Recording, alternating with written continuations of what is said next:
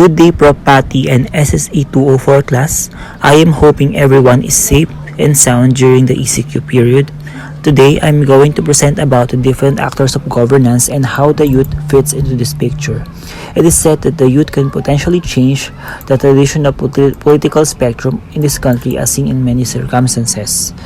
The UN Economic and Social Commission for Asia and the Pacific defined governance as the process of decision-making and the process by which decisions are implemented. It can be applied in corporate, international, domestic, and community contexts. Furthermore, according to freeonlineresearchpapers.com, governance conducts public life in a society and guarantees respect of citizens' human rights, equality in resource distribution, and safety. Furthermore, it is in charge of enforcement of rules and regulations which are expected to fairly cater the interests of all constituents. For it is said that there are three main actors of governance. These are the public sector or the state, which consists of government units, the market or the private sector, comprising all the large, medium, and small-scale enterprises, and the civil society, which includes the NGOs, cost-based associations, and the media. The public sector or the state is defined by the United Nations Development Program as the principal actor of government that facilitates participation and provides an enabling environment to other elements of the society. Furthermore, they added that it is a strong entity that recognizes the significance and autonomy of other sectors without overwhelming them. In line with this, Joe Antonio, a cooperatives and public administration lecture facilitator, states that in quest for growth and development, the state is the principal planner, energizer, promoter, and director of the accelerated efforts. She further emphasized the role of the state in planning the whole economy and society and also creating enterprise. Now, let's go to the private sector. According to William Robert Avis of GSRDC Applied Knowledge Services, it plays an important role in governance as a major contributor to national income and as the principal job creator and employer.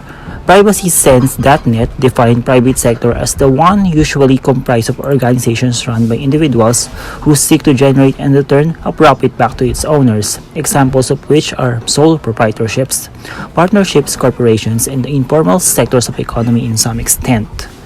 Meanwhile, the last actor to be mentioned here is the civil society. It is defined by WHO as the space for collective action around shared interests, purposes, and values, generally distinct from government and commercial for-profit actors. As per Nile River Awareness Kit, these are the hosts of association around which society voluntarily organizes. According to an article of Adam Gizzard from World Economic Forum, the term civil society became popular in political and economic discussions in the 1980s when it started to be identified with non-state movements that were defying authoritarian regimes, especially in Central and Eastern Europe and Latin America. What does civil society consist of? It includes the media, NGOs, including with those religious associations, charities, social movements, advocacy groups, trade unions, confederations, and different professional organizations. Okay, an article in freeonlineresearchpapers.com stated that the interactions among the state, market, and civil society are the most common approaches that defines the concept of good governance in the present time.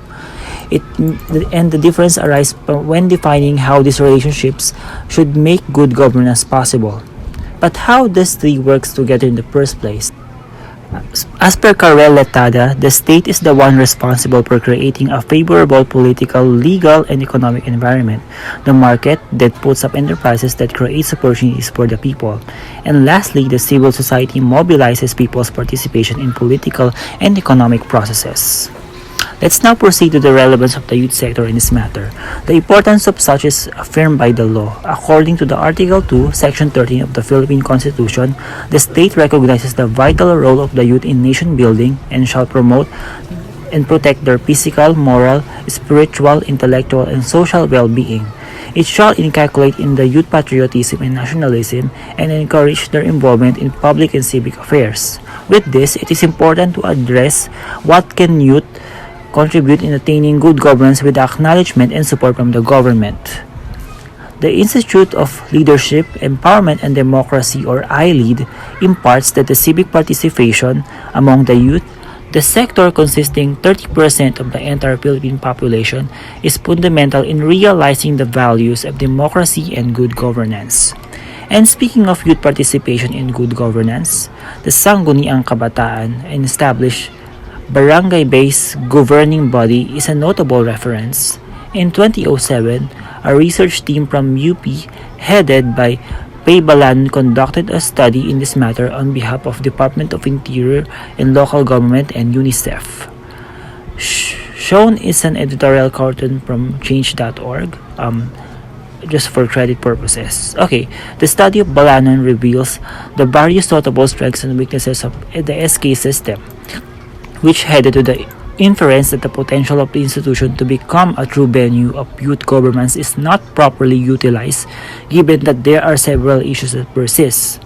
On the other hand, it is emphasized that the best practices done by the SK officers, such as consulting and coordinating with the various national and local government units and non-government organizations to improve their performance, could weigh down all the negativities and weaknesses.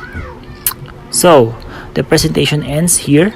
Before we close the presentation, I just want to impart that seeing how Pasig City Mayor Vico Soto handled the healthcare crisis, that affirms venues that should be provided to the present youth to participate in local governance system. So thank you everyone for watching, and again, keep safe.